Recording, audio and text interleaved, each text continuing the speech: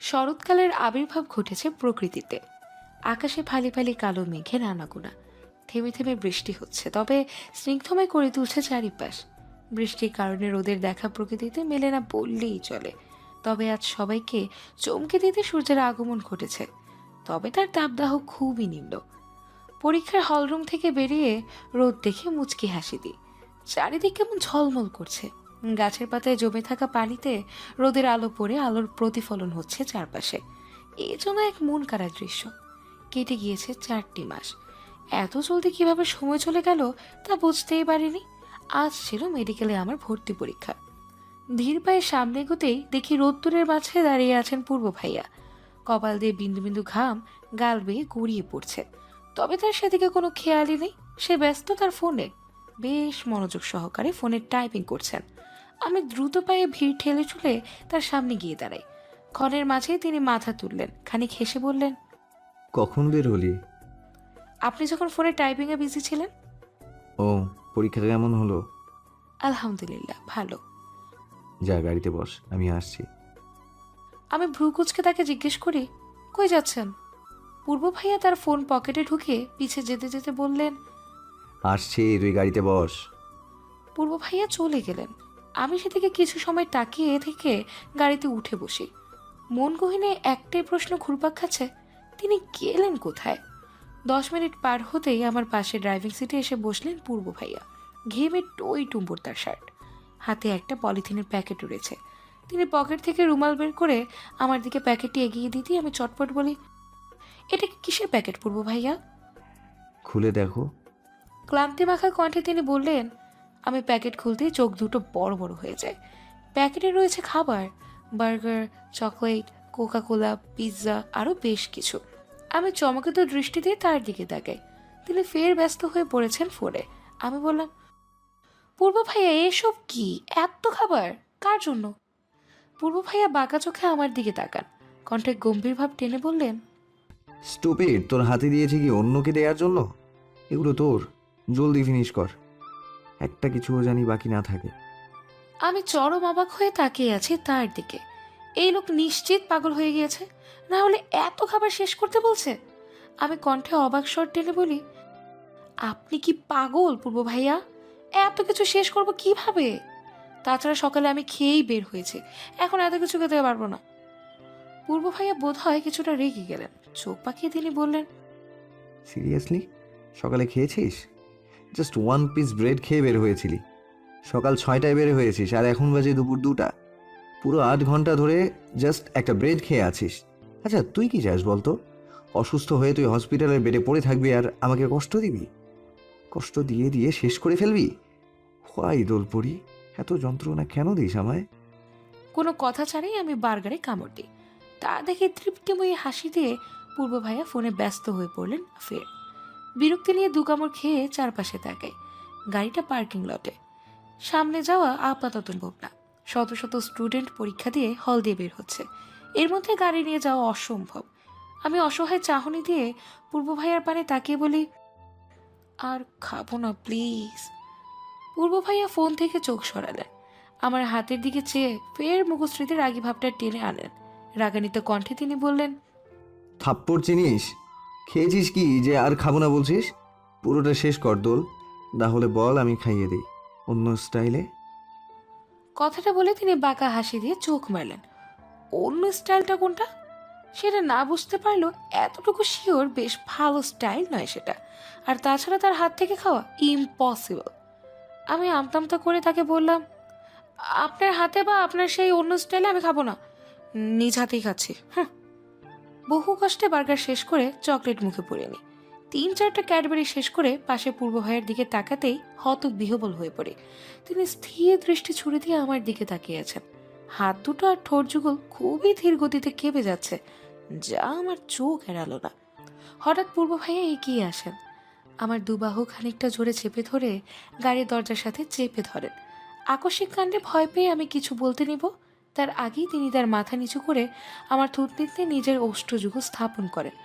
গভীর চুমু এঁকে দিয়ে আমার অধর যুগলের পাশে লেপ্টে থাকা চকলেটগুলো নিজের ওষ্ঠ দ্বারা মুছে নেন। পরিশেষে এক প্রকার ছিটকে দূরে সরে যান তিনি। আমি এখনও নিস্তব্ধ, বাকরুদ্ধ। তিনি এমনটা দ্বিতীয়বার করবেন তা কল্পনাই করিনি, কারণ তিনি আমায় কথা দিয়েছিলেন আমায় হালালভাবে স্পর্শ করবেন। আর চোখে তার দিকে তাকিয়ে দেখি তিনি জোরে জোরে শ্বাস টানছেন অন্য পাশে তাকে। অতঃপর আমার হাতে অন্য দিক ঘুরেই টিস্যু দিয়ে বললেন, মুখের চকলেটগুলো মুছে ফেল, নিজেকে কন্ট্রোল করা পসিবল হচ্ছে না আমার। পূর্ব ভাইয়ের কথা শুনে রাগে মনে হয়েছিল তার চুল ছেড়ে ফেলে, পুরো মাথার চুলগুলো। টিস্যু দিয়ে ঠোঁট থুতনি মুছে সেটা গাড়ির কাজ ভেদ করে বাহিরে ছুঁড়ে মারি। পরিশেষে রাগ কাবু করতে না পেরে পূর্ব ভাইয়ের হাতে আলতো থাপ্পড় দিই। সঙ্গে সঙ্গে তিনি ঘুরে তাকান। আমি কাঁদো কণ্ঠে বলি, অসভ্য লোক আপনি, আপনি কথা রাখেননি, বলেছিলাম আমায় আর স্পর্শ করবেন না, কিন্তু কিন্তু আজ এটা কি করলেন? আপনার মতো লোককে ট্রাস্ট করা জাস্ট টাইম ওয়েস্ট। চরম অসভ্য আপনি, ছি। নাক সিটকিয়ে মুখ অন্যদিকে ঘুরিয়ে নিই। তার আগে খেয়াল হয়েছিল পূর্ব ভাইয়ের অবিশ্বাস্য করা চাহিনি। হয়তো তিনি বুঝতে পারেননি আমি এতগুলো কথা তাকে গড় করে বলে দেব। মৌনতা পালন করা দুজনের মাঝে হঠাৎ হাতে হ্যাচকা টান অনুভূত হয়। ছিটকে গিয়ে পড়ি পূর্ব ভাইয়ের বুকে। মাথা তুলে বেশ কঠিন কয়েকটা কথা বলবো, তার আগে পূর্ব ভাইয়ের চাহনি দেখে থতমত খেয়ে যায়। তার চাহনি কিছুটা অন্যরকম, নিঃস্বার্থময় বা পূর্ণতা পেয়েছে এমন টাইপ চাহনি। পূর্ব ভাই আমার বাহু ছেড়ে চিবুক স্পর্শ করলেন। নরম কণ্ঠে বললেন তিনি, তার অষ্টদয়ে শুধুমাত্র আমার আধিপত্যতা, তার সর্বমুখে চলবে আমার রাজত্ব, কারণ সে যে আমার প্রাণসী, আমার বেঁচে থাকার প্রাণ ভ্রমর আসে। আমার সবটা জুড়ে যেমন তার স্পর্শ বিদ্যমান থাকবে, তেমনি তার সবটা জুড়ে থাকবো আমি। আমার অস্তিত্ব, স্পর্শ, অন্য কিছু তার উপর স্পর্শ করুক বা হেঁটে সেটে থাকুক, তার অনুমতি যে এই ফায়াজ আবরার পূর্ব দেবে না। একান্ত রূপে মনের মন্দিরে তাকে স্থান দিয়েছে সে। এত সহজে তার স্নিগ্ধ পরীর উপর অন্য কেউ আধিপত্য বিস্তার করবে, এটা সে কিভাবে মেনে নেবে? ঘোরের মাঝে থেকেই পূর্ব ভাইয়ের সবটা কথা শুনেছিলাম, তবে লাস্টের বলা স্নিগ্ধপরী শব্দটা শুনেই আমার টনক নড়ে। শত শত কৌতূহল আর কিছু জানার আকাঙ্ক্ষা নিয়ে তার দিকে গভীর দৃষ্টি দিই। অতপর অস্থিরতা নিয়ে বলি, স্নিগ্ধপরী, এটা আপনি ডাকলেন? তার মানে কি সেই লোকটা আপনি ছিলেন? সেই কালো পোশাকধারী লোক যে আমার প্রতিদিন চিরকুট পাঠাতো, হুমকিস্বরূপ প্রেম বাক্য উপস্থাপন করতো? আর আর সে তো আমার সামনে কয়েকজনকে মেরে ফেলেছে, আশমিকে মেরে টুকরো টুকরো করেছে। পূর্ব ভাইয়া, তাহলে সে আপনি ছিলেন? ভরাট কৌতূহল নিয়ে প্রশ্ন করতেই পূর্ব ভাইয়া আমার কপালের সামনে থাকা চুলগুলোকে কানের পিঠে গুঁজে দেন। রহস্যময়ী হাসি দিয়ে বললেন, তো তোর কি মনে হয় পূর্বের সম্পদে অন্য কেউ নজর দেবে আর তা আমি মেনে নেব? আড়ালে থেকে এভরি টাইম তোকে কড়া সিকিউরিটিতে রেখেছি। হুট করে মনে ভয় ছেয়ে গেল। ভীত কণ্ঠে বলি, তাহলে সেই ভয়ানক মৃত্যুগুলো আপনিই দিতেন? কিন্তু কি করে? আপনার কাছে রিভলভার কোথা থেকে আসলো? পুলিশ অ্যারেস্ট করেনি আপনাকে? আপনার রিভলভার লাইসেন্স প্রাপ্ত ছিল, এটা আমি দেখেছি পূর্ব ভাই। যেদিন সেই দুটো ছেলেকে আমার সামনে গুলি করেছিলেন, আমায় এসে আগলে ধরেছিলেন, তখন আপনার পকেট থেকে কাজ বের হয়। লাইসেন্স প্রাপ্ত রিভলভার ছিল আপনার? হ্যাঁ, আসবে তো পুলিশের আওতায় ছিল। তাহলে তাহলে এসব কি করে? প্রশ্নগুলো করতে করতেই মাথা চক্কর দেয়। তখন পূর্ব ভাইয়া আমায় ছেড়ে দেন, শটান হয়ে বসে উত্তরের আশায়। পূর্ব ভাইয়া বললেন, সব উত্তর একেবারে জেনে গেলে রহস্যের কোনো মূল্য থাকে না তোর পরি। প্রকৃতির সব রহস্য উদ্ঘাটন করতে নেই, তেমনি আমার ব্যাপারে সব রহস্য উদ্ঘাটন করার প্রয়োজন নেই। সব কিছু জেনে গেলে জীবনে কৌতূহল হয়েই থাকলো। ব্যাস, আর কিছুই বললেন না তিনি। গাড়ি স্টার্ট দেন। রাস্তা ফাঁকা হয়ে এসেছে। আমি পুরো রাস্তায় উত্তর জানার জন্য হাঁসফাঁস করলেও তিনি আমায় কিছুই বলেনি। রাগের বশে উল্টো দিকে মুখ করে বসে থাকি পুরো রাস্তায়। রুমে পায়চারি করছি দ্রুত গতিতে। শান্তি পাচ্ছি না মনের কোথাও। প্রশ্নগুলোর উত্তর না জানলে প্রশান্তি মিলবে না। এদিকে উত্তর যে পূর্ব ভাইয়া দেবেন না এটাও শিওর। বিরক্ত হয়ে কাবার্ড খুলি ফ্রেশ হওয়ার ড্রেস নেওয়ার জন্য। তখন চোখে পড়ে কালো শাড়িটা। মুহূর্তে মনে পড়লো সেই দিনের কথা। এই কয়েক মাসে আগের ঘটনা ভুলে গিয়েছি একদম। আয়েফ ভাইয়া এখন আর এই বাসায় আসেন না। পরিবারের সবাই বিষয়টি জেনে গিয়েছে। পূর্ব ভাইয়া বলেছেন, আমার শতবার না করা সত্ত্বেও তিনি শোনেননি। আয়েফ ভাইয়া বা তার পরিবারের সাথে আবরার মেনশনের আর কোনো যোগাযোগ বা ভালো সম্পর্কই নেই। পূর্ব ভাইয়ের সাথে আয়াফ ভাইয়ার ফ্রেন্ডশিপ ছিল 25 বছরের, যা নিমিষেই চুরমার হয়ে যায়। পূর্ব ভাইয়াকে এই ঘটনাটি নীরব এবং আদ্রাফ বলে দিয়েছে। ইচ্ছে করে নয়, আদ্রাফ ক্যামেরা লাগাতে গিয়ে ধরা পড়ে যায় পূর্ব ভাইয়ার হাতে। অতঃপর ভয়ের চোটে পুরা ঘটনা নীরব আদ্রাফ গড় গড় করে বলে দেয়। শাড়ি পরার অপরাধে সেদিন আমায় পূর্ব ভাইয়া কিছুই বলেননি, তবে রেগে আমার সব শাড়িগুলো কেটে টুকরো টুকরো করে ফেলেছিলেন। হাসি মুখে তা দেখে এক পর্যায়ে শব্দ করে হেসে দিয়েছিলাম, যার ফল কিছুটা ভয়ানক ছিল। মাঝরাত, সবাই ঘুমে মগ্ন হলে অহরা ঘুমায়নি। টিপটিপ পায়ে দোলার রুমে প্রবেশ করেছে। হাতে দুটো ইঞ্জেকশন। চটজলদি ঘুমন্ত দোলার হাতের রগে ইঞ্জেকশন দুটো পোষ করে দেয় সে। স্বস্তির শ্বাস ফেলে নিজের রুমে এসে কাউকে মেসেজ করে অহরা বলল, ইঞ্জেকশন পুশ করার ডান, কয়েকদিনের মাঝেই ক্যান্সার ধরা পড়বে। ওরা বসে পড়ে বেড়ে, চুপ করে পানি টুপটাপ করে পানি গড়িয়ে পড়ে চোখ থেকে। তার জীবনটা এতটা কঠিন, কষ্টদায়ক কেন? ওরা হিচকে তুলে কাঁদছে। কাঁদার ফলে ওর চোখের সাদা অংশটুকু রক্তিম বর্ণ ধারণ করেছে। ফোন বেজে উঠতেই কান্না থামায় বহু কষ্টে সে। অতঃপর ফোন রিসিভ করে বলল, হ্যালো, কে? আমি ফায়েজ আবরার পূর্ব, ছাদে এসো। ওরা কেঁপে উঠল যেন।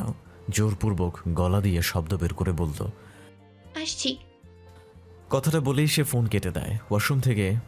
ওয়াশরুমে গিয়ে পানি দিয়ে চোখ মুখ ধুয়ে নেয় ভালোভাবে, নয়তো পূর্ব যদি বুঝতে পারে সে কেঁদেছে তাহলে কুরুক্ষেত্র বাঁধিয়ে ফেলবে। ওরা চট জলদি চলে যায় ছাদে। ছাদের কর্নারের দিকে তাকাতেই নজরে আসে কারো প্রতিচ্ছবি।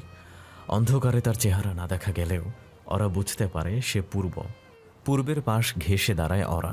পূর্ব তখন মনের সুখে আকাশ পানে সিগারেটের বিষাক্ত ধোঁয়া উড়াতে ব্যস্ত। এই ব্যস্তক্ষণ পালন করছে। ওরার উপস্থিতি টের পেয়ে সে গম্ভীর কণ্ঠে বলল, ইঞ্জেকশন দিয়েছো? হ্যাঁ। দীর্ঘশ্বাস ছেড়ে বলল ওরা। দুটো নাকি তিনটা? দুইটা আপাতত, তিনটা একসাথে দিলে অসুবিধা হবে অনেক। পূর্ব ফের ব্যস্ত হয়ে সিগারেটের মাঝে চোখ দুটো যেন জলজল করছে। আধারে আশপাশ ছেয়ে থাকলেও ওরা ঠিকই দেখতে পায় সেই জলজল চোখ দুটো। বুকে মোজর দিয়ে ওঠে তার। নিজেকে সামলাতে না পেরে ওরা কেঁদে দিয়ে বলল, এমনটা না করলে হয় না পূর্ব। দোলের তো কোনো দোষই নাই। মাঝখান থেকে এই মেয়েটা কেন কষ্ট পাবে? পূর্ব হাতের সিগারেটটা ফেলে দেয়, পায়ের তলায় রেখে পিষে ফেলে একদম। ধরা কণ্ঠে পূর্ব বলল, এমন কিছু সময় আছে যেখানে আমাদের দোষ না থাকা সত্ত্বেও আমাদের শাস্তি ভোগ করতে হয়, দোলার ক্ষেত্রেও তাই। ওরা এবার পূর্ণ দৃষ্টি দেয় পূর্বের দিকে। পর্যবেক্ষণ করার পর সে বলল, দোলকে ভালোবাসো? জানি না। গম্ভীর কণ্ঠে উত্তর দেয় পূর্ব। পরিশেষে দ্রুত পায়ে ছাদ থেকে নেমে চলে যায়। ওরা সেদিকে তাকিয়ে দীর্ঘশ্বাস ছাড়ে। কিছু পরিস্থিতি আমাদের জীবনকে নরকে পরিণত করে। নরকের যন্ত্রণায় আমাদের জ্বালিয়ে পুড়িয়ে ভস্ম করে দেয়। সেই যন্ত্রণার দাগ কখনো মুছে যায় না। কিছু কালো স্মৃতি হিসেবে তারা আমাদের চারপাশে বিচরণ করে। ওরা আর পূর্বের ক্ষেত্রেও হয়তো তাই। ভোরবেলা হঠাৎ করে ঘুম ভেঙে যায় আমার। তীব্র মাথা ব্যথায় শ্বাস আটকে আসার উপক্রম।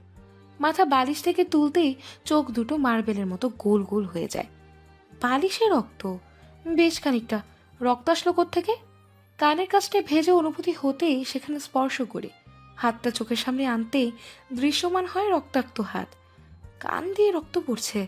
মাথা আউলিয়ে যায় ক্ষণে। বমি বমি ভাব আসাতে দৌড়ে ওয়াশরুমে চলে যায়। গল গল করে রক্ত বমি করি। শরীর নিস্তেজ হয়ে আসতেই ওয়াশরুমের ফ্লোরে বসে পড়ি। রক্ত বমি, রক্ত কান দিয়ে কেনই বা পড়ছে তা ভাবার মতো সময় হলো না যেন। চক্ষু যুগল বন্ধ করে ফ্লোরে মাথাটা বেশ জোরে সরে পড়ে যায়। জ্ঞান হারানোর আগে পূর্ব ভাইয়ার চেহারাটা মুখের সামনে ভেসে ওঠে। সময়ের ব্যবধানে জ্ঞান ফিরে আসতেই নিজেকে বেডে পাই। মাথা ধরে উঠে বসতেই ব্যালকনিতে কারো ছায়া দেখতে পেলাম। কেউ দাঁড়িয়ে আছে। পূর্ব ভাই। তড়িৎ গতিতে বেড থেকে নামতে গিয়ে হোঁচট খেয়ে পরিচিতি নিলেই সামনে নিয়ে বেলকনিতে চলে যাই। বহু কষ্টে শব্দগুচ্ছগুলো এক করে নিম্ন কণ্ঠে বলি, পূর্ব ভাই। তিনি পিছে ঘুরে দাঁড়ান। হ্যাঁ, পূর্ব ভাই ইনি। কেমন থমথমে চাহনি নিয়ে তাকিয়ে আছেন। আমি ঠোঁটের কোণে হাসি টেনে সামনে এগোতেই ফের পড়ে যাই। অদ্ভুত ব্যাপারটা হচ্ছে, পূর্ব ভাইয়া একবারও এগিয়ে এসে আমায় ধরলেন না। অবিশ্বাস্য চাহনি নিয়ে তার পানে তাকাই। তার দৃষ্টি স্বাভাবিক। অন্যদিকে মুখ ঘুরিয়ে নেন তিনি। তা দেখে বুকে হু হু করে ওঠে। সোফা ধরে উঠতে নিব, শক্তি পাচ্ছি না। এতটা দুর্বল লাগছে কেন? ফের পূর্ব ভাইয়াকে উদ্দেশ্য করে বলি, পূর্ব ভাই, আমি উঠতে পারছি না, আপনার হাত একটু দিন। পূর্ব ভাইয়া এগিয়ে আসলেন। চিন্তার ভয়ে ছেয়ে থাকা মন গহীনে যেন আলোর দিশা এলো। তিনি এগিয়ে এসে আমায় হাত ধরে হ্যাচকা টান দিয়ে উঠিয়ে নেন। অতঃপর দ্রুত পায়ে পিছে সরে যান। চোখে আমার পানিতে টইটুম্বুর। হেঁচকা টান দেওয়া হাতে প্রচণ্ড ব্যথা পেয়েছি। আমি স্বাভাবিক হয়ে বলি, আপনি আমার রুমে? তিনি বললেন, ওয়াশরুমে ওভাবে পড়েছিলি কেন? জানি না, হঠাৎ মাথা ঘুরে পড়ে যাই, তারপর আর কিছু মনে নেই। খাওয়া দাওয়া ঠিক মতো করিস না কেন? বেশি খারাপ লাগছে? ডাক্তার ডাকবো? আমি আলতো হেসে বলি, না, লাগবে না, ঠিক আছে আমি। আমার উত্তর শুনে তিনি আর 1 মিনিটও দাঁড়ালেন না। গটগট পায়ে চলে যেতে নিলে আমি পিছু ডেকে বলি, আপনি ঠিক আছেন পূর্ব ভাইয়া? তা আমাকে কি তোর অস্বাভাবিক বা পাগল টাইপ মনে হচ্ছে রিসেন্ট? ধমকে সেটা বললেন তিনি। আমি অশ্রুসিক্ত নয়নে তাকিয়ে থাকাকালীন ধীর কণ্ঠে বলি, না, আমার কথার মানে সেটা ছিল না। তো কি মিন করছিস তোর কথায়? ডিসগাস্টিং। সময় অপচয় হলো তোর সাথে কথা বলে। চলে যান পূর্ব ভাইয়া। আমি অবাক নয়নে তাকিয়ে আছি। আচ্ছা, ইনি কি সেই পূর্ব ভাইয়া যে আমার সাথে কখনো উঁচু গলায় কথা বলতেন না, ধমক দিতেন না? আজ হঠাৎ তার কি হলো? বেলকনির দেয়াল ঠেস দিয়ে বসে অনিচ্ছা সত্ত্বেও কেঁদে দিই। কি হলো তার? এমন ব্যবহার তো পূর্ব ভাইয়া আমার সাথে আগে কখনো করেননি। তবে আজ আজ এসব এমন উদ্ভট আচরণ করলেন কেন? আজ অরিন আর অভ্র ভাইয়ার হলুদ, আর কাল বিয়ে হবে। অরিনকে আমাদের বাসায় আনা হয়েছে। এখান থেকে হলুদ লাগিয়ে পরবর্তী দিন বিয়ের জন্য বুক করা হোটেলে নিয়ে যাবে। সবাই ব্যস্ত হলুদ সন্ধ্যার আয়োজনে, তবে আমি চুপচাপ বসে তাদের কাজ দেখছি। বেশি আছে মন গহীন। সকালের পূর্ব ভাইয়ার করা ব্যবহারের কথা মনে পড়তেই শুধু কান্না পায়। তিনি এমন করলেন কেন? রক্তবমি বা অসুস্থতার কথা কাউকেই জানায়নি। আম্মু কয়েকবার সন্দেহ করেছিল আমার কিছু হয়েছে, কিন্তু আম্মুকে মিথ্যে বলে কাটিয়ে নিয়েছি তার সন্দেহ। অন্যদিন হলে হয়তো বাসার সবাই এক মুহূর্তে বুঝে যেত আমার অসুস্থতার কথা, কিন্তু আজ কেউ বুঝতে পারেননি। বিয়ে এবং হলুদ এসব নিয়ে সবাই খুব ব্যস্ত। আবরার মেনশনে থেকে আসার সময় পূর্ব ভাইয়া একেবারের জন্য আমার সামনে আসেননি, একটু কথা বলেননি, যেতে বাধা দেননি। এসব যেন মনে শুধু কষ্ট দিচ্ছে, স্বাভাবিক থাকতে দিচ্ছে না আমায়। কাঁধে কারো স্পর্শ পেতে পিছু ঘুরে তাকাই। অরিন দাঁড়িয়ে, ওর চোখ মুখে মলিনতা ভাব। হয়তো বিয়ে হচ্ছে তাই দেখে, বাবা মার থেকে দূরে চলে যেতে হবে তাই ভেবে। অব্র ভাই বিয়ের পর অরিনকে কানাডে নিয়ে যাবে। অরিন আমার পাশে বসে পড়ল। চোখ দুটো ওর জানান দিচ্ছে তারা কিছু বলতে চায়, অনেক কিছু। অরিন বলল, এভাবে মন খারাপ করে বসে আছিস যে? রেডি হবি না? ফাংশন শুরু হবে একটু পর। হুট করে কি হলো জানে নেই, অরিনকে জড়িয়ে ধরে হু হু করে কেঁদে দিই। কান্নারত কণ্ঠে পূর্ব ভাইয়ার করা বিহেভিয়ার বর্ণনা দেই ওকে। তা শুনে মলিন হাসে অরিন। ও বলল, আমাদের জীবনটা উপন্যাস না রে দোল পাখি। সবসময় যে সুখ থাকতে হবে তা কিন্তু নয়। আমাদের অগোচরে অনেক কিছুই হয় প্রতিনিয়ত, অনেক বড় কিছু। ইউনো, মাঝে মধ্যে প্রিয়জনকে কাছে পেতে হলে কষ্ট পেতে হয় অনেক। তোর ক্ষেত্রেও হয়তো তাই। তবে একটা জিনিস মনে রাখবি, যে তোকে কষ্ট দিয়েছে সে নিজেও ভালো নেই রে। সে ভালো নেই, কষ্টে কষ্টে জর্জরিত হয়ে হাতমরা হয়ে চলাফেরা করছে সে। অরিনের কথা কিছুটা আয়ত্তে করতে পারলেও শেষের কথাগুলো বুঝলাম না। পূর্ব ভাই কষ্টে আছেন, তাহলে আমাকে কষ্ট দেওয়ার কারণ? আমি প্রশ্নসূচক দৃষ্টিতে তাকাতেই অরিন উঠে দাঁড়ায়, যেতে যেতে বলল, সব প্রশ্নের উত্তর একসাথে দেওয়া সম্ভব না। অপেক্ষা কর, তবে বিশ্বাস হারাস না, সে কষ্ট পাবে। অরিন চলে যেতেই শত চিন্তা ফের ঝেঁকে ধরে আমায়, তবে উত্তর নেই। ফাংশনের কাজকর্ম শেষ করে দ্রুত রুমে এসে দরজা বন্ধ করে দিই। যন্ত্রণা হচ্ছে, শরীর নিস্তেজ হয়ে আসছে বারংবার। রুমটা পুরো অন্ধকার। লাইট জ্বালাতে নিলেই কেউ আমায় ঝাপটে ধরে। চেঁচাতে নিয়ে থেমে যাই। সুপরিচিত ঘ্রাণ এসে নাকে বাড়ি খেতেই শিহরণ বয়ে যায় শরীরে। ভাইয়া ইনি নিশ্চিত। আমি কিছু বলতে নেব, তার আগেই তিনি আমায় ছেড়ে হাত দুটো চেপে ধরেন শক্ত করে। আলতোভাবে চুমু খান।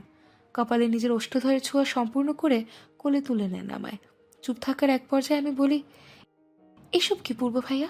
চোরের মতো আমার রুমে কি করছেন? নিচে নামান আমায়, আর চলে যান এখান থেকে। তিনি আমায় বেডে শুইয়ে দেন। তার দুহাত দিয়ে আমায় শক্ত করে জড়িয়ে ধরে মিহি কণ্ঠে বললেন, কথা বলিস না এখন, একটু ঘুমাতে দে। লাইট অন করবি না ভুলেও, তাহলে আমি তোর কাছে থাকতে পারবো না। আমি চমকে উঠি। কথার আগা মাথা বুঝতে না পেরে কিছু বলার জন্য উদ্যক্ত হতেই কানে এসে বাড়ি খায় কারো ভারী নিঃশ্বাসের শব্দ। তার মানে তিনি ঘুমিয়ে গিয়েছেন এত জলদি? বিয়ে বাড়িতে হঠাৎ কারো চিল্লানোর শব্দে থেমে যায় সবার কাজকর্ম। গালে হাত দিয়ে অশ্রুসিক্ত নয়নে তাকিয়ে আছি পূর্ব ভাইয়ের দিকে। দিনের আগে ফোঁসফাঁস করছে এক প্রকার। থাপ্পড়ের কারণে গালে নিশ্চিত তার 5টা আঙ্গুলে ছাপ পড়ে গিয়েছে। আম্মু দৌড়ে এসে আমায় আগলে নেয়। বাবা পাশে দাঁড়িয়ে পূর্ব ভাইয়াকে ঝাঁঝালো কণ্ঠে জিজ্ঞেস করলেন, এসব কি পূর্ব? তুমি আমার মেয়েকে থাপ্পড় মারলে কেন? আগের মতো কাহিনী শুরু করেছো। ওকে মারার বা এভাবে অপমান করার কারণটা কি? বাবা বেশ রেগে আছেন। তাই হয়তো আজ প্রথমবারের মতো পূর্ব ভাইয়ের সাথে এমন উঁচু গলায় শাসিয়ে কথা বলছেন। বাবা কখনোই পূর্ব ভাইয়াকে ধমকে কথা বলেন না। পূর্ব ভাইয়া তার কাছে খুব পছন্দের একজন ব্যক্তি। বড় চাচু আর চাচি এগিয়ে আসলেন। তাদের চোখ মুখেও রাগ বিদ্যমান। চাচু বললেন, পূর্ব, সাহস কি দিন দিন তোমার তরতর করে বাড়ছে? দুলের গায়ে আমরা একটা আঁচড়ও দেই না, আর তুমি কিনা ওকে থাপ্পড় মেরে দিলে? কি কারণে? উত্তর দাও। কারো কথা বা প্রশ্ন আমার কানে আসছে না। আমি এক থেনে তাকিয়ে পূর্ব ভাইয়ার দিকে। চোখ দিয়ে অশ্রু পড়া বন্ধ হয়নি, অনবরত চলছে। বিয়ে মহলে প্রবেশ করার পর আমি সর্বপ্রথম পূর্ব ভাইয়ার কোচে চারিপাশে তাকাচ্ছিলাম। হঠাৎ কারোর সাথে ধাক্কা লাগায় তাল সামলাতে না পেরে মাটিতে পড়ে যায়। মাথা ঘুরিয়ে পিছে তাকাইয়ে দেখি পূর্ব ভাইয়াকে। তার হাতে কিছু কাগজ ছিল, যা আমার ধাক্কা লাগার ফলে মাটিতে গড়াগড়ি খাচ্ছে। আমি হাতে ভর দিয়ে উঠে বসে পূর্ব ভাইয়াকে কিছু বলতে নেব, তখনই সে আমার গালে ঠাস করে থাপ্পড় মেরে দেন। থাপ্পড় খাওয়ার পর হতবিহ্বল হয়ে পড়েছিলাম আমি। নির্বাক চাহনি দিয়ে তার দিকে এক দৃষ্টিতে তাকাই। ধরা কণ্ঠে বলি, পূর্ব ভাই, কিছু হয়েছে? আপনি আমায় থাপ্পড় মারলেন কেন? পূর্ব ভাইয়া বাজখাই কণ্ঠে বললেন, ডাফার গার্ল, চোখ কই থাকে তোর? দেখে চলতে পারিস না? এই কাগজগুলো কতটা গুরুত্বপূর্ণ তুই জানিস? সব তোর কারণে মাটিতে পড়ে নষ্ট হয়ে গেল। ফ্লোর টাইলস করা, শুভ্র রঙের স্বচ্ছ টাইলস, একদম পরিষ্কার চারিপাশ। কাগজগুলো একদম ঝকঝকে রয়েছে, ময়লা নেই আশেপাশে। তাহলে কাগজ ময়লা কোথায় হলো? আমি মাথা তুলে কান্না দমন করে বলি, পুরু ভাইয়া, এখানে তো কোনো ময়লা আবর্জনা নেই। কাগজ ময়লা হলো কিভাবে আর কোথায়? কাগজগুলো তো ঠিকই আছে। কথাটা বলার পরপরই পুনরায় বলিষ্ঠ হাতের চর পড়ে আমার গালে। গাল দুটো যেন জ্বলে যাচ্ছে। চোখ দুটো থেকে অবাধ্য পানি নিজ নিয়মে গড়াতে থাকে। তিনি ফের ঝাঁঝ মেশানো কণ্ঠে বললেন, বড়দের মুখে মুখে তর্ক করিস? লজ্জা করে না? কাগজগুলো তুলে দিত আমার হাতে। পূর্ব ভাইয়ার কথা সম্পূর্ণ হওয়ার পরপরই আম্মু আব্বু চলে আসে। সাথে বেশ কয়েকজোড়া চক্ষু তো আমাদের অনেক আগে থেকেই লক্ষ্য করছে। কেউ কেউ তামাশা ভেবেই মিটমিটিয়ে হাসছে। লজ্জায় মাথা নিচু করে কান্না করে দিই, কারণ তাকে কিছু বলার সাহস, মন, ইচ্ছে কিচ্ছু নেই আমার। বড় চাচুর কথায় পূর্ব ভাইয়া তার দিকে তাকালেন। তার চোখ দুটো রক্তিম আকার ধারণ করেছে। তিনি হঠাৎ কিছু না বলেই চলে যান সেখান থেকে। আমি নিজেও চক্ষু লজ্জায় সেখান থেকে দৌড়ে চলে যাই। যাওয়ার আগে আম্মুকে বলে গিয়েছি বিয়েটা যেন থেমে না থাকে। আমার জন্য টেনশন করার দরকার নেই, আমি বাসায় যাচ্ছি। আম্মুকে বোঝাতে বেশ বেগ পেতে হয়, কারণ তিনি আমায় ছাড়তে চাইছিলেন না। কিন্তু আমি জোর গলায় বলার পর তিনি রাজি হয়ে যান। গাড়ি নিয়ে উল্টাপাল্টা ড্রাইভ করে ঢাকার বাইরে চলে আসি। এটা মূলত মুন্সিগঞ্জ, এক নদীর কিনারা। গাড়ি থেকে নেমে গিয়ে এলোমেলো পায়ে হেঁটে সামনে চলে যায়। পা দুটো বেগতিকভাবে কাঁপছে। নদীর পাশে ধপ করে বসে পড়ে কেঁদে দিই। চিৎকার করে কাঁদতে কাঁদতে দুর্বল হয়ে পড়ে শরীর। ফের রক্তবমি হয়। দুর্বল শরীরটা ঘাসের মাঝে এলিয়ে দিয়ে জোরে জোরে শ্বাস দিয়ে চোখ বন্ধ করে ফেলি। পূর্ব ভাইয়াকে আচানক ঘৃণা করতে মন চাইছে। মন গহীন থেকে তার জন্য বরাদ্দকৃত জায়গাটুকুকে ধ্বংস করে দিতে ইচ্ছে করছে। এ কোন পূর্ব ভাইয়া, এতটা কঠিন আচরণ? তার উপর আজ গায়ে হাত তুললেন। তবে কি আমি মানুষ চিনতে ভুল করলাম পূর্ব ভাইয়াকে পছন্দ করে? মনে মনে প্রশ্নগুলো আওড়াতে যখন আমি ব্যস্ত, তখন কারো পায়ের শব্দ ভেসে আসে কর্ণকুহরে। শোয়া থেকে উঠে বসে সামনে তাকাতেই খেয়াল হয় একজন ব্যক্তিকে।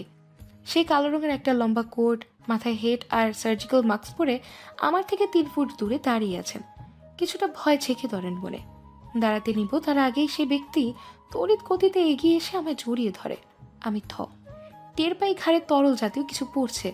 গুমড়ে কান্নার শব্দ ভেসে আসাতে মনে হলো ব্যক্তিটি কাঁদছে।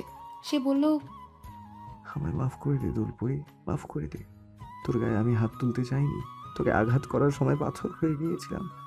আমার মন হৃদয় সবকিছু স্তব্ধতা ধারণ করেছিল, হৃদস্পন্দন থেমে গিয়েছিল মুহূর্তেই। তোকে আঘাত যেই হাতটি দ্বারা করেছি, সে হাত ক্ষত বিক্ষত করে দিয়েছি। পূর্ব ভাইয়ার কথায় আমি সর্বপ্রথম তার ডান হাতের দিকে তাকাই, কারণ এই হাতটি দিয়েই তিনি আজ সকালে আমায় পরপর 2টো থাপ্পড় দিয়েছেন। হাতটিতে ব্যান্ডেজ করা, তবু রক্তটা যেন বাধা মানছে না।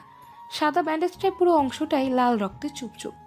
আমার হঠাৎ রাগ উঠল, তাকে সজোরে ধাক্কা মেরে ঠাস ঠাস করে এক গালি 3টে থাপ্পড় মেরে দিই। রাগে গা থর থর করে কাঁপছে আমার। এমন উদ্ভট ব্যবহারের মানে কি? কষ্ট দেবেন আবার আগলে নেবেন, ওয়াই? আমি রাগান্বিত কণ্ঠে বলি, আপনি পাগল হয়ে গিয়েছেন পূর্ব ভাইয়া। সময় থাকতে সাইকিয়াট্রিস্ট দেখান, নয়তো পরে পাগল হয়ে রাস্তায় রাস্তায় ঘুরতে হবে। তার হাতে গাল বিদ্যমান। দুদিন আমার দিকে স্থির দৃষ্টিতে তাকিয়ে নিজের মুখে এঁটে সেটে থাকা সার্জিক্যাল মাস্কটা টেনে খুলে ফেললেন। অদ্ভুত ব্যাপারটা হচ্ছে, তার ঠোঁটের কোণে হাসি, অমায়িক হাসি। পূর্ব ভাইয়া আমার হাতের কনুই ধরে তার সামনে এগিয়ে নিয়ে যান। সামনে পড়ে থাকা অবাধ্য চুলগুলোকে কানের পিঠে গুজে দিয়ে ধরা কণ্ঠে বললেন, পাগল তো সেই কবেই আমি হয়েছি স্নিগ্ধ পরি। তোমার স্নিগ্ধময় প্রেমের সম্মোহনে আমি উন্মাদ হয়েছি। নিজের উশৃঙ্খল জীবনে শৃঙ্খলা ফিরিয়ে এনেছি তোমার কারণে।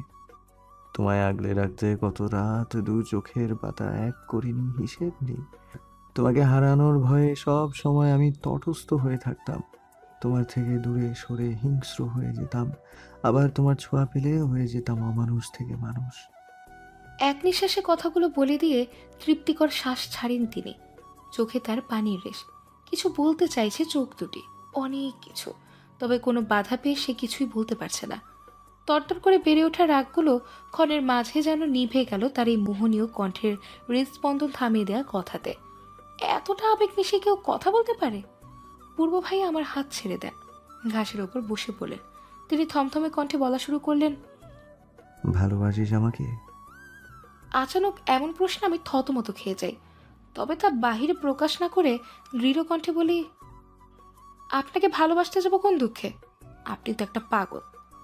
মিনিটে মিনিটে গিরগিটির মতো রূপ বদলান, কখনো আগলে নেন তো কখনো ছুঁড়ে ফেলেন। আপনাকে ভালো যদি বাসি তাহলে জীবন নরকে পরিণত হবে। পূর্ব ভাইয়া অসহায় চোখে বললেন, ভালোবাসিস না? একদমই না। কাটকাট কণ্ঠে জবাব দিই, তাহলে এতক্ষণ এভাবে চিৎকার করে কাঁদছিলি কেন? আমি ইগনোর করলে এভাবে কষ্ট পাস কেন? কাঁদিস কেন? ভরকে যাই ফের একবার। ভ্রু দুটি কুচকে আছে সন্দেহের কারণে। কেমন যেন লাগছে তার ব্যবহার, কথাবার্তার ধরন। হুট করে মনে হলো এতক্ষণ ভালো করে পূর্ব ভাইয়াকে খেয়ালই করিনি। আমায় নিশ্চুপ দেখে পূর্ব ভাইয়া নিজের জায়গা থেকে উঠে আসেন। আমার সন্নিকটে এসে এক হাতে টেনে নিয়ে চট জলদি একটা আঙুল নিজের ওষ্ঠধয়ে ছুঁয়ে দেন। কিছুটা কাছে এসে মাতাল কণ্ঠে বললেন, কি হলো বল? বিদঘুটে এক বিশ্রী গন্ধ এসে নাকি বাড়ি খায়। চোখ মুখ কুচকে এসে দ্রুত বসি।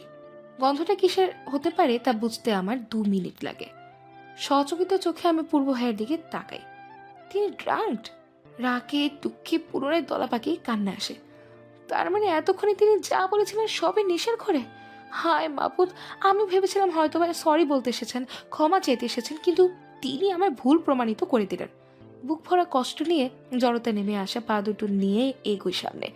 যাওয়ার আগে পূর্ব ভাইয়ের দিকে তাকিয়ে বলি, আপনি খুব খারাপ একটা লোক পূর্ব ভাই, খুব খারাপ।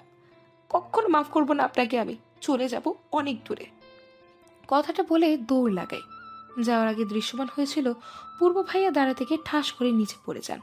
আমি জানি একবারও তার কাছে। চোখে পানি নিয়ে দৌড়ে সেখান থেকে রোডে চলে আসি। রোডে আসতে দেখি একটা ছেলে অ্যাশ কালার গাড়ির সামনে দাঁড়িয়ে বারবার ঘড়ি দেখছে। চিন্তায় ভ্রু কুচকায়। আমি আমার গাড়ির দিকে যাব, তখনই ছেলেটা আমার কাছে এসে বলল, আসসালামু আলাইকুম ম্যাম, আমি ফুয়াদ, ফার্স্ট স্যারের পিএ। ফার্স্ট স্যার তো আপনার সাথে দেখা করতে গিয়েছিলেন, আপনি এখানে? তাহলে তিনি কোথায়? ফাজ? এই ফাজকে পরক্ষণেই মনে হয় সেই দিনের কথা। তাহলে পূর্ব ভাইয়া ফার্স্ট গ্রুপে কি এসব কর্মকাণ্ড করেন, এসব খুন? আমি আর বেশি ভাবলাম না, ধীর কণ্ঠে বলি, আপনার স্যার নদীর পাড়ে মাতাল হয়ে পড়ে আছে, নিয়ে যান তাকে বাসায়। পারলে তাকে সাইকিয়াট্রিস্ট দেখাবেন, পাগল হয়ে গিয়েছেন তিনি। ফুয়াদ বোধহয় বেশ শখ খেলো, চোখ মুখে সেই ভাবটা উপচে পড়ছে। চমকিত কণ্ঠে বলল, ম্যাম কি বলছেন এসব? স্যার ড্রিঙ্কস করেছেন? মানে কিভাবে? তিনি তো ফুয়াদ নামক ছেলেটার কথা অর্ধসম্পূর্ণ রেখে গাড়ি স্টার্ট দিই। কিছু ভালো লাগছে না একদমই। ইচ্ছে করছে পূর্ব ভাইকে আরো 4-5টা থাপ্পড় দিতে। আহ, প্রেম, ভালোবাসা এত পেন কেন? ওয়াই? সন্ধ্যা বিরাজমান, আকাশে নীলাভ আভা। সূর্য বিদায় দিয়েছে খানিকক্ষণ আগে। বিকাল থেকে ড্রাইভ করতে করতে সন্ধ্যায় বাসায় এসে পৌঁছায়। আবরার মন চলে যায়নি। বিয়ে হয়তো এতক্ষণে শেষ হয়ে গিয়েছে। নিজের বোনের বিয়েতে শান্তিমতো থাকতেই পারলাম না। সব হয়েছে পূর্ব ভাইয়ার জন্য। একমাত্র তিনিই এই পরিস্থিতির জন্য দায়ী। এলোমেলো পায়ে সিঁড়িটি গিয়ে উঠে রুমে চলে আসি। দৃষ্টি দেখ সেই হাতটায়, যে হাত দিয়ে কিছু সময় আগে পূর্ব ভাইয়াকে একা ধারে 3টে থাপ্পড় মেরেছি। কান্না পায় হঠাৎ, প্রচুর। হাতটাকে কেটে টুকরো টুকরো করে ফেলতে ইচ্ছে করছে। ইস, কেন মারলাম তাকে? নিশ্চিত অনেক কষ্ট পেয়েছে, ব্যথা পেয়েছে। পরক্ষণে মনে পড়ে সে তো মাতাল অবস্থায় ছিল, নেশায় বুঁদ হয়ে। তাহলে তখন কি তার কোনো ফিলিংস হচ্ছিল? কিছু ভাববার মতো সুযোগ আমার এই দুর্বল শরীরটা দিল না। অতিরিক্ত মাথা ব্যথা নিয়ে ধপ করে বিছানায় গায়ে লিদি। ডাক্তার না দেখালেই নয়, তবে তার আগে এই দেশ ছাড়তে হবে, দূরে কোথাও চলে যাব। মাটিতে পুঁতে থাক মেডিকেলে পড়ার ইচ্ছে। 2 দিন কেটে গিয়েছে। আজ অব্র ভাইয়া অরিনকে নিয়ে কানাডা চলে যাবে। যেহেতু পূর্ব ভাইয়া বাংলাদেশে, কানাডা তার কোম্পানির ক্ষতি হতে পারে, তাই পূর্ব ভাইয়া বাংলাদেশে যতদিন থাকবে ততদিন কানাডাতে পূর্ব ভাইয়ার কোম্পানি অব্র ভাইয়া দেখবেন। 2 দিনে নিজেকে অনেকটা শক্ত করেছি। পূর্ব ভাইয়াকে সম্পূর্ণ ইগনোর লিস্টে ফেলে রেখেছি। অদ্ভুতজনক ব্যাপার হচ্ছে, এই 2 দিনে পূর্ব ভাইয়া একবারও আমার কাছে আসেননি, খোঁজ খবর নেননি, এমনকি এক পলক আমার দিকেও তাকাননি। তিনি এই 2টা দিন ওরা আপুর সাথে ছিলেন। ওরা আপুকে বাইরে নিয়ে যাওয়া, শপিং করিয়ে দেওয়া, রেস্টুরেন্টে ঘোরানো, সব তিনি করেছেন। এসব দেখে বাহির থেকে মনকে শক্ত করতে পারলেও ভেতর থেকে আমার অনুভূতিগুলো মৃত। আমি ভাবতাম হয়তোবা পূর্ব ভাইয়া আমায় ভালোবাসতেন, কিন্তু আমার ধারণাটা ছিল সম্পূর্ণ ভুল। আর কত কাঁদবি? কাঁদতে কাঁদতে মরে যেতে চাস? কারো জড়ানো কণ্ঠস্বর শুনে পিছে ফিরে তাকাই। অরিন দাঁড়িয়ে মলিন মুখে। আমি মলিন হাসি দিই। ও এগিয়ে এসে বলল, কাঁদিস না। খারাপ দিনগুলো আমাদের জীবনে বেশিক্ষণ স্থায়ী না রে দোল পাখি। ধৈর্য ধর। আমি মলিন কণ্ঠে বলি, চোখের সামনে যা হচ্ছে তা দেখো ধৈর্য ধরতে বলছিস? তো কি বলবো? আর কিছু বলার আছে? তুই কি মুভ অন করতে পারবি বা চাচ্ছিস? আমি বাংলাদেশে আর থাকতে চাই না, বাহিরে যাব। অরিন থমকানো দৃষ্টি দিয়ে তাকিয়ে আছে সে। অরিন বলল, দোস্ত, তুই পাগল? মাথা খারাপ হয়ে গেছে? তোর মেডিকেলে পড়ার স্বপ্ন চুরমার হয়ে যাবে। পূর্ব ভাইয়াকে ভুলতে পারবি? চাচা চাচুকে ছেড়ে থাকতে পারবি? সব কিছু ছেড়ে আগাতে পারবি? আমি দীর্ঘশ্বাস ছাড়ি, নরম কণ্ঠে বলি, আমাদের জীবন প্রজাপতির মতন অনেকটা। প্রজাপতি যেমন এক জায়গায় বেশিক্ষণ স্থির থাকে না, তেমনি আমাদের জীবনও এক জায়গায় স্থির থাকে না। এগিয়ে যায় যেমনটা প্রজাপতির ক্ষেত্রে, বেশিক্ষণ এক জায়গায় থাকে না, উড়ে বেড়ায় মধুর সন্ধানে, আর আমরা সুখের সন্ধানে। অরিন অবিশ্বাস্য নজরে তাকিয়ে আছে। হয়তো আমি এতটা শক্ত হয়েছে মেনে নিতে পারছে না। ছোট থেকেই নরম মনের শান্ত প্রকৃতির মানুষ আমি। বাবা ভাইরা আমায় খুব নাজুকভাবে বড় করেছে, কখনো কষ্ট কি বুঝিনি। তবে আজ যেখানে সবচেয়ে বড় কষ্ট পেয়েছি, সেখানে হঠাৎ করে নিজেকে এতটা শক্ত করলাম কিভাবে, তা আমি নিজেই মেনে নিতে পারছি না। অরিন বলল, তোর ডিসিশন কি ফাইনাল? আমি মাথা নাড়িয়ে হ্যাঁ বলি। অরিন ফের বলল, ওকে ফাইন। কোন দেশে যাবি? কানাডা চল আমাদের সাথে। না, ক্যানাডা যাব না, অন্য কোথাও যাব। ওখানে গেলে পূর্ব ভাইয়া খুঁজে পেয়ে যাবেন। সবার আড়ালে কোনো একদিন সুইজারল্যান্ড চলে যাব। অরিন অসহায় মুখে বলল, আর একবার ভেবে দেখ দোল পাখি, তোর স্বপ্ন সব মাটি হয়ে যাবে। তোর সাদা অ্যাপ্রন পরার স্বপ্নটা ভেঙে যাবে। পারবি সহ্য করতে? চোখে এসে জমা পানি অরিনের বর্তমান কথা শুনে টুপ করে গড়িয়ে পড়ে। শত চেষ্টা করে আটকানো যায়নি, সে নিজের ইচ্ছেতে গড়িয়ে পড়েছে। আমি বুকে পাথর চাপা দিয়ে বহু কষ্টে বলি, ডাক্তার হওয়ার স্বপ্নটা না হয় স্বপ্ন হিসেবেই থাক অরি। বেঁচে থাকলে বাচ্চা কাচ্চাকে ডাক্তারি পড়াবো, নয়তো সুইজারল্যান্ড গিয়ে চেষ্টা করবো কোনো মেডিকেলে অ্যাডমিশন টেস্ট দেওয়ার, বুঝলি? অরিন হঠাৎ আমায় জড়িয়ে ধরে খুব শক্ত করে, নিম্নস্বরে বলে, বড় হয়ে গেছিস দোল পাখি। আমি হেসে দিই। সেই হাসির মাঝে লুকিয়ে আছে শত শত কষ্টের ছাপ। এয়ারপোর্ট অরিনকে বিদায় দিয়ে আলাদা গাড়িতে একা একা ড্রাইভ করতে করতে আগের সেই জায়গাটা যাই, নদীর পাড়ে। মন ভালো করার অন্যতম স্থান এটা আমার। কিছু দূর যেতেই সামনে এসে পড়ে কয়েকজন লোক। তাদের সবার হাতে রিভলভার, একদম ঘিরে ধরে দাঁড়িয়ে আছে। আমি আচানক ভয় পেয়ে যাই, ভীত কণ্ঠে বলি, কারা আপনারা? কিছু বলবেন? এভাবে দাঁড়ালেন কেন? লোকগুলো নিশ্চয়। হঠাৎ পেছন থেকে কেউ কর্কশ কণ্ঠে বলল, ওদের তোমরা দিয়ে কোনো কাজ নেই মিস মেহরুজ, আমরা তোমার দিয়ে কাজ। চট জলদি পিছে তাকাই। একজন লোক দাঁড়িয়ে, 20 থেকে 25 বছরের, হলুদ দাঁত দিয়ে বিশ্রী হাসি দিচ্ছে। তার হাতেও একটা রিভলভার। আমি থমথমে কণ্ঠে বলি, কি চাই আপনার? হ্যাঁ, এভাবে পথ আটকে দাঁড়ালেন যে? লোকটি এগিয়ে এসে দ্রুত পায়ে ভরকে গিয়ে পিছে যেতে নিলেই উপস্থিত লোকজনদের মধ্য হতে একজন আমার পায়ে লাথি দেয়, যার ফলস্বরূপ মাটিতে মুখ থুবড়ে পড়ে যায়। এতে করে সামনে দাঁড়িয়ে থাকা লোকটি রেগে যায়। সে বলল, ওই কুত্তা, এ শরীরে লাথি দিলি কেন? এটার প্রফেশনাল মাল, বুঝছস? এরে খাতিরদারি করতে হইব বেশি, নাহলে স্যার আমাকেও সবগুলো মায়েরা ফেলবো। কাচুমাচু মুখ করে সে বলল, সরি ফাহিম ভাই, আর লাথি দিমু না, মায়েরা পালাইতে নিছিল তাই লাথি মারছি পায়ে।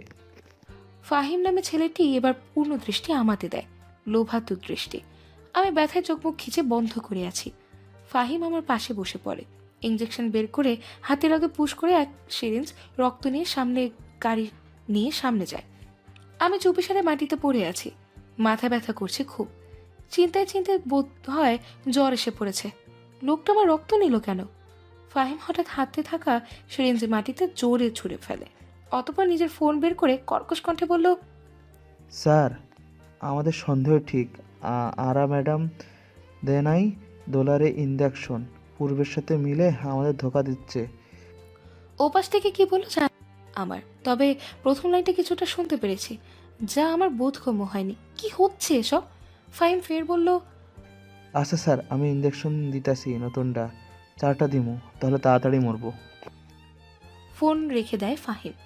গাড়ির ভেতর থেকে হাতে কিছু ইঞ্জেকশন নিয়ে এগিয়ে আসে আমার দিকে।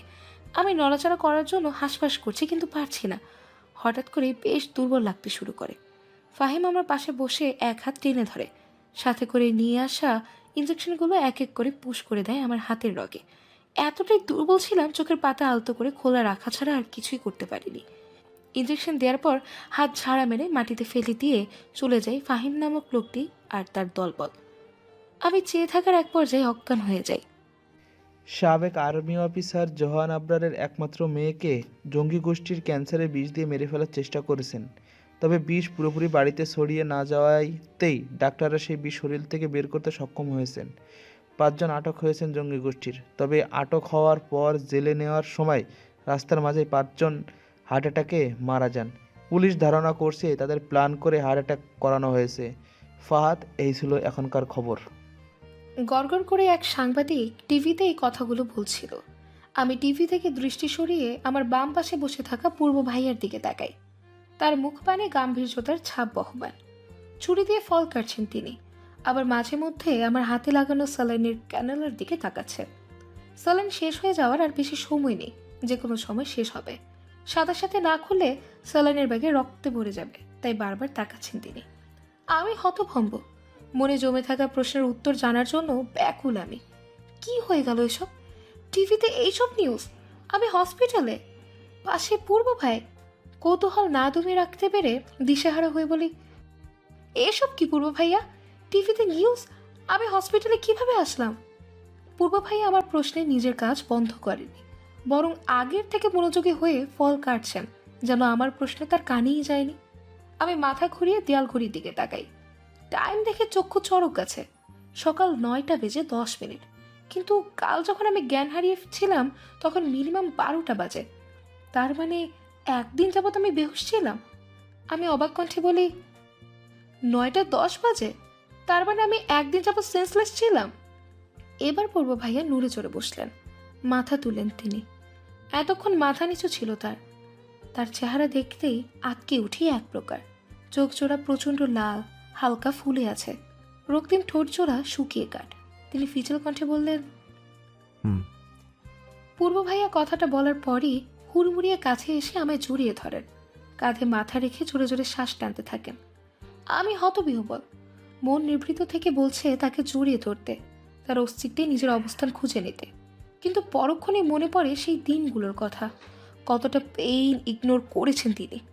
অযাচিত কারণে অপমান করে আমার গায়ে হাত পর্যন্ত তুলেছেন। আমি চেপে থাকা অভিমানের কারণে ধাক্কা দিই পূর্ব ভাইয়াকে, ছিটকে দূরে সরে যান তিনি। দৃষ্টি স্বাভাবিক, যেন এমন কিছু হবে তা আগে থেকেই জানতেন।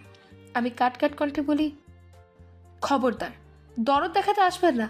আপনার এই দরদ রাস্তার কুকুরকে দেখান।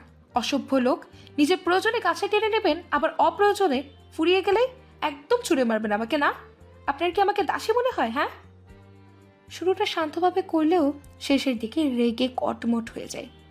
ভেতরে জমে থাকা অভিমানগুলো বরফে রূপান্তরিত হয়।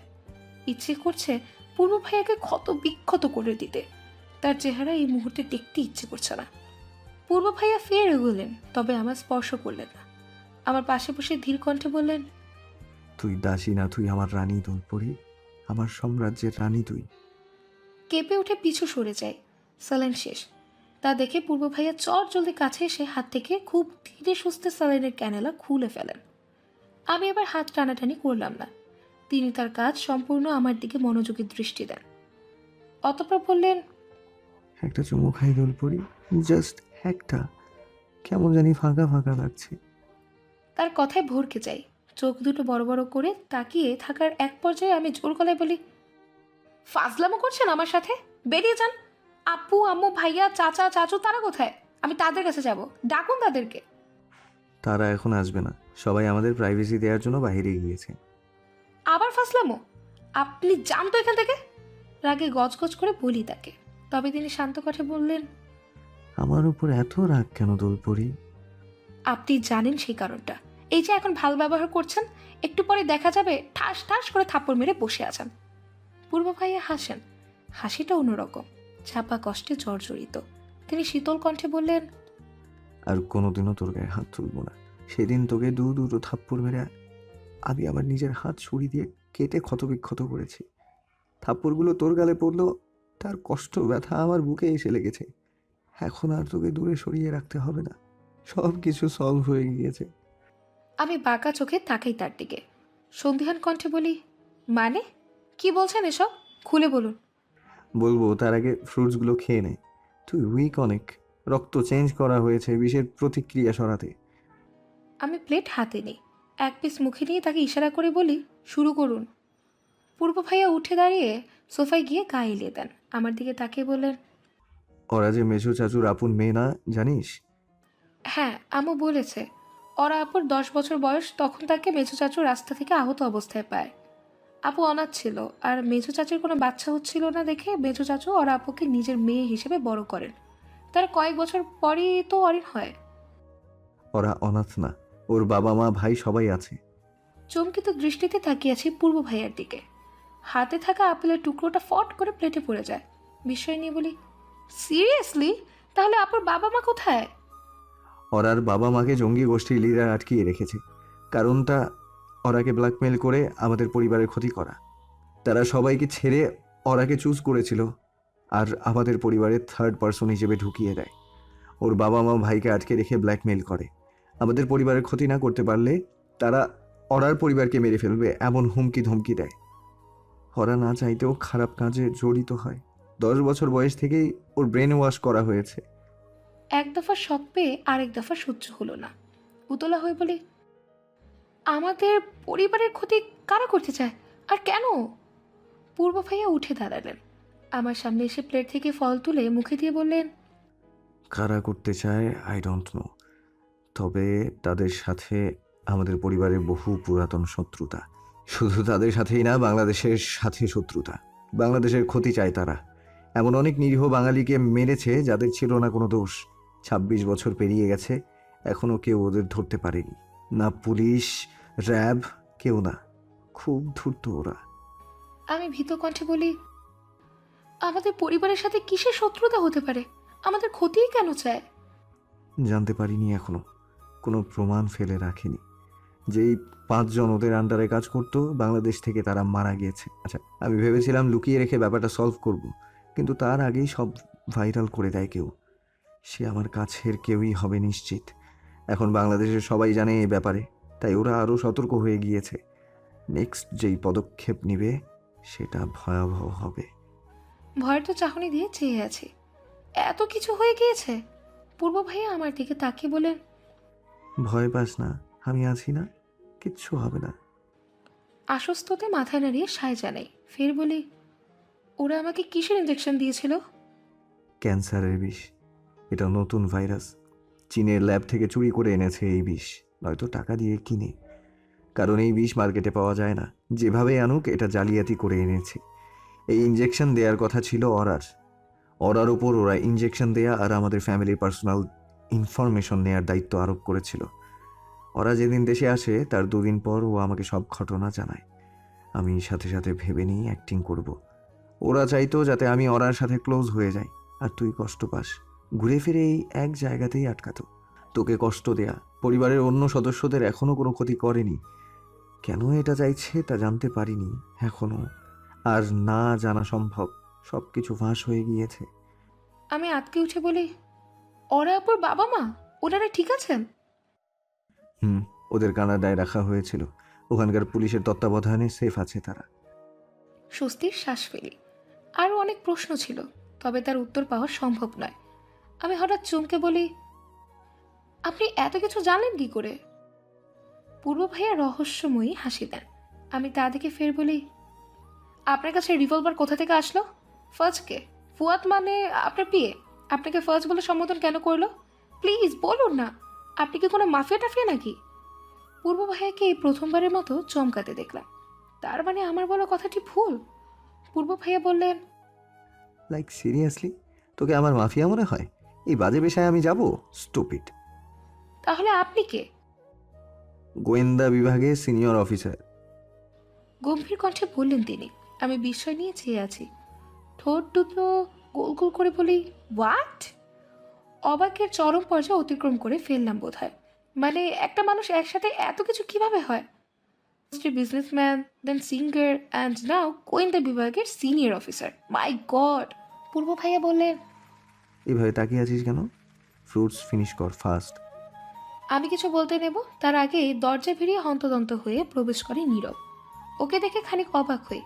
নীরব বলল, পূর্ব ভাই, কাজী আনছি। দোলের বাবা আমাদের এই পাঞ্জাবিটা দিল। আপনি যান, চেঞ্জ করে আসেন, বিয়ে পড়ানো শুরু করব। দিশাহারা চোখে পূর্ব ভাইয়ার দিকে তাকাই। তিনি মিটি মিটি হাসছেন।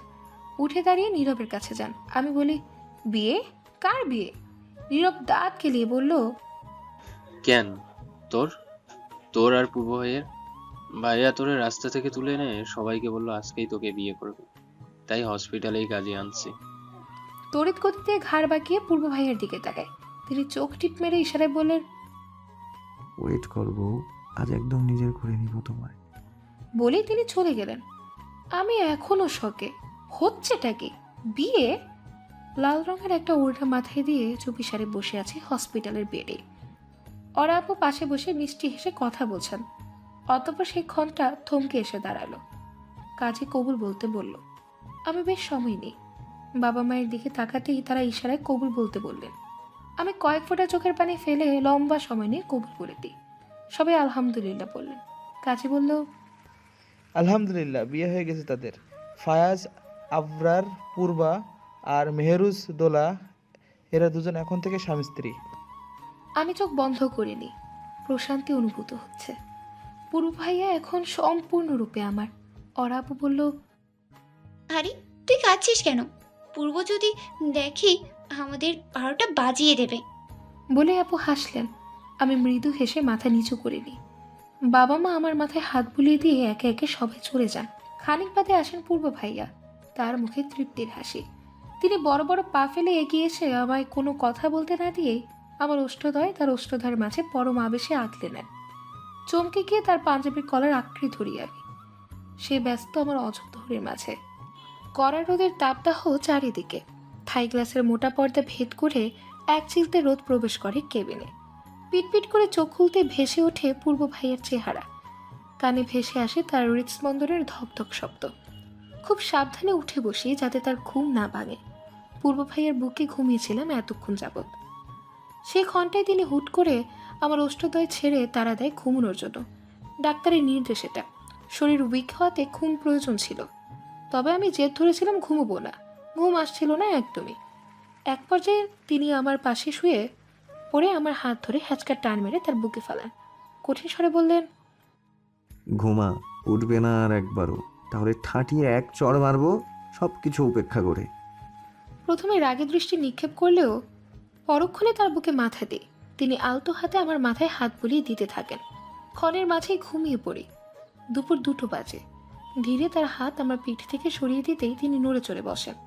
উঠে বসলেন তিনি, কড়া কণ্ঠে বললেন, কই যাচ্ছিস? বেড থেকে নামতে মানা করেছিলাম না? আমি আমতামতা করে বলি, মানে ওয়াশরুমে যাব।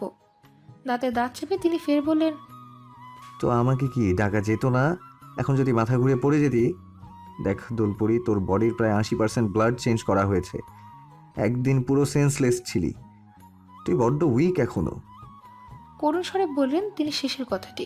আমি বলি, আপনি ঘুমিয়েছিলেন, আপনি তো সে কতদিন ধরে ঠিকমতো ঘুমাননি, তাই ডাকিনি, সরি। পূর্ব ভাইয়া এগিয়ে এসে আমার বুকে চেপে ধরলেন, ধীর কণ্ঠে বললেন, আমার চিন্তা করা লাগবে না তোর, নিজের খেয়াল রাখবি ঠিক মতো। এখন থেকে না নিলেও চলবে, আমিই কেয়ার নেব। স্বস্তির শ্বাস ছাড়ি। কোথাও যেন ভয় অনুভূত হচ্ছে। এসবের প্রাপ্য তো আমি, তাহলে এমন অপরাধমূলক অনুভূতি কেন হচ্ছে? কিছু ভুল করছি না তো? গম্ভীর মুখ নিয়ে আমার পাশে বসে আছেন পূর্ব ভাইয়া। তিনি মুখশ্রীতে গম্ভীর ভাব বহমান রাখলেও তিনি যে বেশ রেগে আছেন তা আমি ভালো করেই জানি। পূর্ব ভাইয়ার এই রাগের কারণটা বাবার সিদ্ধান্ত। বাবার সিদ্ধান্তটা ছিল এরূপ, দেখো পূর্ব, তোমার জেদের কারণে আজ এই অবস্থায় দোলের বিয়ে দিয়েছি, কিন্তু তুমি আমার মেয়েকে নিজের কাছে রাখতে পারবে না। ও এখনো ছোট, 18তে পা রাখলো, 9 মাস হয়েছে। আমরা এখনই ওকে শ্বশুর বাড়িতে পাঠাতে চাই না। যদিও জানি তুমি ওর পূর্ণ কেয়ার করবে, কিন্তু আমাদের মেয়েকে আমরা 21 বছর হওয়ার আগ পর্যন্ত তোমার কাছে দিচ্ছি না। বিয়েটাও অ্যানাউন্সমেন্ট হবে না। দোলের সঠিক বয়স হলে অফিসিয়ালি ওর বিয়ে অ্যানাউন্সমেন্ট করে ধুমধাম করে বিয়ে দেব। পূর্ব ভাইয়া কথাটা শোনার পর বেশ রেগে গিয়েছিলেন, তবে সে নিজের রাগ সংযত করে সোফায় বসে পড়েন। ড্রয়িং রুমে এবার দৃষ্টি এখন পূর্ব ভাইয়ার উপর। হসপিটাল থেকে রিলাইজ দিয়েছে আমাকে, ইচ্ছে করে দেয়নি। আমি পূর্ব ভাইয়াকে ব্ল্যাকমেল করে ডাক্তারদের ধমকে ধামকে রিলাইজ করান। এতে অবশ্য রেগে তিনি আমার ওপর, তবে আমার জেদের কাছে সে আত্মসমর্পণ করেছেন। পূর্ব ভাইয়া মৌনতা কাটিয়ে বললেন, এমন সিদ্ধান্ত নেওয়ার মানে কি চাচু? আমি কি দোলের খেয়াল রাখতে পারবো না? ইনফ্যাক্ট এতদিন ধরে তো আমি ওর সিকিউরিটি দিচ্ছি। তার কণ্ঠে ব্যাকুলতার ছাপ। বড় চাচি মলিন চোখে তাকিয়ে আছে। সেটা বুঝলাম, কিন্তু তুমি আগে নিজের কোম্পানিতে ফোকাস করো বাবা। এত কষ্ট, এত শ্রম দিয়ে এত দূর নিয়ে এসেছো কোম্পানিটাকে, মাঝপথে লস খেলে তখন কিভাবে সামাল দিবে? নতুন ডিল পেয়েছো 50 কোটি টাকার, এটা তো অব্র একা সামলাতে পারবে না। তুমি বরং কানাডা চলে যাও, দোলও পড়াশোনা শেষ করুক। পূর্ব ভাইয়ার চোখ মুখে অসহায়ত্বের ছাপ। এবার বড় চাচু বললেন, জোহান যা বলেছে তাই তুমি করবে পূর্ব। কানাডা যাও, আমাদের সেফটি র্যাপ দিবে, সিকিউরিটি আগে থেকে করা করব। কড়া সিকিউরিটি তো আগেই ছিল। আশফি যে দোলকে কিডন্যাপ করলো, কিছু করতে পেরেছে? কড়া কণ্ঠে বলল পূর্ব ভাইয়া। বড় চাচু থতমত খেলেন। তিনি বললেন, আগের বার থেকে আরও সাবধান হব, কিন্তু তোমার কানাডা যাওয়াটা জরুরি।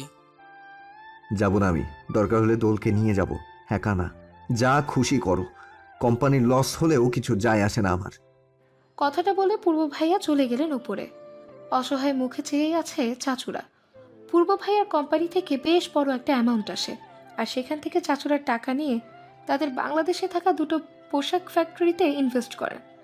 তাছাড়া পূর্ব ভাই তার এই কোম্পানির পেছনে গণখাটুনি করেছেন। মাথার ঘাম পায়ে ফেলে দিন রাত এক করে কোম্পানির পিছে পড়েছিলেন, যার কারণে তার কোম্পানির সুনাম কানাডাতে বেশ ভালো। এই কোম্পানির প্রতিষ্ঠাতা বড় চাচু, তারপর অব্র ভাইয়া আর পূর্ব ভাইয়ের পিছনে লেগে থাকেন। সব থেকে বেশি সময় মেধা শ্রম দিয়েছেন পূর্ব ভাইয়া, তাই বড় চাচু কোম্পানিটা তার নামে লিখিয়ে দিয়েছে। তবুও পূর্ব ভাই সব জায়গায় বলেন কোম্পানির প্রতিষ্ঠাতা তার বাবা এবং মালিকও সে। কোম্পানিটায় অনেক টাকা ইনভেস্ট করা হয়েছে, তাই হয়তো হেলাফেলা করতে বারণ করছে চাচু। কিন্তু পূর্ব ভাইয়া আদৌকে যাবেন কেন যায়? ড্রয়িং রুম থেকে চলে গেলেন সবাই, থেকে গেলেন বড় চাচি। বড় চাচি এগিয়ে আসলেন আমার কাছে, কোমল কণ্ঠে বললেন, আমার ছেলেটা তোকে ছাড়া কিছুই বোঝে না রে মা। যখন ও তোকে প্রথম দেখে তখন থেকেই ওর মনে সুপ্ত অনুভূতি ছিল তোকে নিয়ে। এই অনুভূতি থাকতে ও তোর সাথে খারাপ ব্যবহার করত, কিন্তু এক সময় না পেরে ভালোবেসে ফেলে তোকে পাগলের মতন। আমাকেই বলেছিল প্রথম এই কথা। আমি মাথা নিচু করে শুনছিলাম চাচির কথা। অবাক লাগছে, তাহলে ছোটবেলার সেই খারাপ ব্যবহার এই কারণে? বড় চাচি আমার মাথায় হাত রেখে বললেন, একটা রিকোয়েস্ট করি মা, রাখবি? আমি ব্যাকুল হয়ে বলি, চাচি এভাবে বলছো কেন? রিকোয়েস্ট করার দরকার নেই, তুমি আমায় অর্ডার করো, যথাসম্ভব মানার চেষ্টা করব। বড় চাচি মুচকি হাসলেন, অতঃপর তিনি বললেন, তুই পূর্বকে একটু বোঝা কানাডা যেতে। এই ডিল হাত থেকে চলে গেলে অনেক ক্ষতি হয়ে যাবে কোম্পানির। পূর্বের অতি কষ্ট করে গড়ে তোলা এত বড় কোম্পানি নিমেষেই বন্ধ হয়ে যাবে। এমনিতেই কোম্পানিটা গত বছর 30 কোটি টাকার লস হয়ে যাবে। পূর্ব যতই মুখে বলুক ওর কিছু আসে যায় না, কিন্তু আমি জানি ওর কাছে এই কোম্পানিটা কি। তুই একটু পূর্বকে বোঝা না মা, আমি শিওর পূর্ব তোর কথা মানবে। মাথা নিচু করে আছে, হৃৎপিণ্ড দপদপ করে লাফাচ্ছে। পূর্ব ভাইয়াকে ছাড়া আমি থাকতে পারবো তো? আমি আলতো হেসে চাচির উদ্দেশ্যে বলি, আচ্ছা চাচি, বলবো, টেনশন করবেন না, পূর্ব ভাইয়া রাজি হয়ে যাবেন। চাচি তৃপ্তির হাসি দিলেন, কপালে একটা চুমু দিয়ে তিনি উঠে চলে গেলেন। আমি সেদিকে চেয়ে বুকে চাপ অনুভূত হচ্ছে। একদিকে ফ্যামিলির কথা ফালাতে পারবো না, অন্যদিকে পূর্ব ভাইয়াকে ছাড়া থাকতে হবে, ভাবতেই তিক্ত অনুভূত হচ্ছে। কি করব আমি? রাত 8টা, আধারে ছেয়ে আছে পুরো চারিপাশ। হিমশীতল বায়ু এসে শরীরে বাড়ি খেতেই ভালো লাগার শিহরণ বয়ে যায় শরীরে। আকাশে আজ চাঁদ উঠেছে। আজ পূর্ণিমা, চাঁদের পবিত্র আলোর চারিদিকে ছড়িয়ে চিকচিক করছে। ঠোঁটের কোণে মৃদু হাসি নিয়ে পরিবেশ দেখতে ব্যস্ত আমি। পূর্ব ভাইয়ের সাথে কথা বলা হয়ে ওঠেনি, বাসায় নেই তিনি। স্নিগ্ধ পরি কি জানে তার হাসিতে আছে হৃৎস্পন্দন স্তব্ধ করে দেওয়ার অমায়িক শক্তি, চোখের পলক না ফেলার কঠিন আদেশ, শত রাতের ঘুম কেড়ে নেওয়ার একমাত্র পন্থা। চট জলদি পেছন ফিরে তাকাই, পূর্ব ভাইয়া বুকের বাপাশে হাত দিয়ে দাঁড়িয়ে আছেন। দেয়ালে হেলান দিয়ে আসে। আমি দ্রুত পায়ে তার কাছে এগিয়ে গিয়ে অস্থির হয়ে বলি, কি হয়েছে? বুকে হাত দিয়ে আছেন কেন? ব্যথা করছে? পূর্ব ভাইয়া মৃদু হাসলেন, মধুমাখা হাসি। তিনি বললেন, ব্যথা করছে তো, খুব বেশি ব্যথা। এখন তুই চট জলদি বুকের বাঁ পাশটায় নিজের ঠোঁট ছোঁয়াতো, ব্যথা কমে যাবে আমার। চোখ পাকিয়ে আমি বলি, অসভ্য লোক। বলে 1 সেকেন্ড সেখানে না দাঁড়িয়ে ফের ব্যালকনির কর্নারে চলে আসি। রেলিংয়ে হাত রেখে বাহিরে তাকাই, কিন্তু মন গহীন থেকে ছটফট করে পূর্ব ভাইকে এক নজর দেখার জন্য। চোরা চোখে তার দিকে তাকাতেই চোকাচোকি হয়ে যায় আমাদের। লজ্জায় দ্রুত মাথা ঘুরিয়ে সামনে তাকাই। লম্বা শ্বাস টেনে মনে মনে নিজেকে কয়েকটা কঠিন গালি দিয়ে ক্ষান্ত হই। আচানক অনুভব হলো আমার পেছনে কেউ দাঁড়িয়ে। চোখ খুলে পেছে ঘুরতে নিব, তার আগে একজোড়া হাত আমার পেছন থেকে জড়িয়ে ধরে। আমার হাতের ওপর হাত রেখে কাঁধে থুতনি স্থাপন করে। বুঝতে 1 সেকেন্ডও লাগে না ব্যক্তিটাকে। অস্বস্তিজনিত কণ্ঠে বলি, পূর্ব ভাই কি করছেন? সরে দাঁড়ান, কেউ দেখলে কি বলবে? পূর্ব ভাইয়া পেছন থেকে আর একটু শক্ত করে জড়িয়ে ধরলেন, কাঁধে নাক ঘষে ধীর কণ্ঠে বললেন, কেউ কিছুই বলবে না, আমরা হাজব্যান্ড ওয়াইফ। সেটা শুধুমাত্র আমার কয়েকজন জানি, তাছাড়া বাবা দূরে থাকতে বলেছে না আপনাকে? হ্যাঁ? পূর্ব ভাইয়া ফোঁস করে শ্বাস ছাড়লেন, বিরক্ত মাখা কণ্ঠে বললেন, তোর বাবা এমন মির্জাফরি কেন করলো বলতো? বিয়ে করে এখন সিঙ্গেলদের মতো ঘুরে বেড়াতে হচ্ছে। এতটা অপেক্ষার অবসান ঘটিয়ে বিয়ে করলাম, শেষে কিনা তোর বাবা গুটনামি করে দূরে সরিয়ে দিল। ডিসগাস্টিং। আমি কঠিন গলায় বলি, একদম বাবাকে নিয়ে আজেবাজে কথা বলবেন না আপনি, সরুন। ধাক্কা মেরে তাকে সরিয়ে দিই। পূর্ব ভাইয়ার পূর্ণ দৃষ্টি আমাতে। আমার ঘাড়ের পেছনে এক গাছের চুল ধরে সামনে আনতে নিলে আমি ফট করে বলি, আপনি কানাডা চলে যান পূর্ব ভাইয়া, প্লিজ।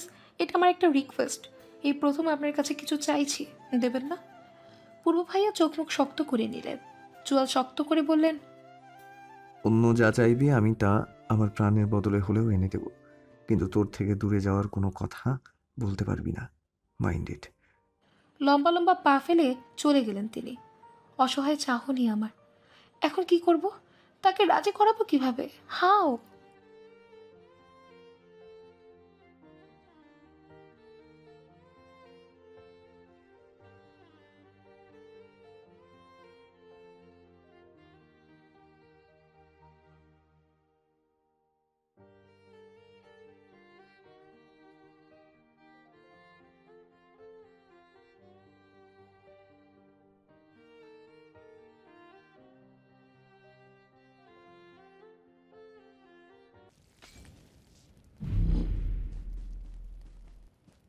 Thank you.